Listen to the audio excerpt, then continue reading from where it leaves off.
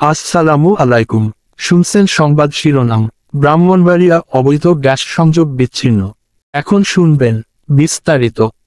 ব্রাহ্মণবাড়িয়ায় অভিযান চালিয়ে 7টি অবৈধ গ্যাস সংযোগ বিচ্ছিন্ন করেছে বাখরাবাদ গ্যাস ডিস্ট্রিবিউশন কোম্পানি কর্তৃপক্ষ। বুধবার দুপুরে পৌর এলাকার ভাদুঘরে এই অভিযান পরিচালনা করা হয়। অভিযানে নেতৃত্ব দেন জ্বালানি ও খনিজ সম্পদ মন্ত্রণালয়ের এক্সিকিউটিভ ম্যাজিস্ট্রেট সৈয়দ রায়হান।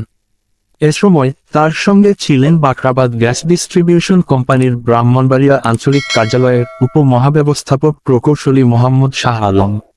এ ব্যাপারে বাখরাবাদ গ্যাস ডিস্ট্রিবিউশন কোম্পানির ব্রাহ্মণবাড়িয়া আঞ্চলিক কার্যালয়ের উপমহাব্যবস্থাপক প্রকৌশলী মোহাম্মদ শাহ আলম জানান, নিয়মিত অভিযানের অংশ হিসেবে ভাদুঘর এলাকায় অভিযান চালিয়ে প্রায় 7টি অবৈধ গ্যাস সংযোগ বিচ্ছিন্ন করা হয়েছে। পাশাপাশি অবৈধ গ্যাস সংযোগ চিহ্নিত করা ও বকেয়া বিল আদায় আমাদের টিম ধারাবাহিকভাবে কাজ করে যাচ্ছে। আমাদের এই অভিযান সব সময় অব্যাহত থাকবে। এদিকে গ্যাস সংযোগগুলো বৈধ দাবি করে তাদের সংযোগগুলো পুনরায় দেওয়ার কথা বলেন এলাকাবাসী।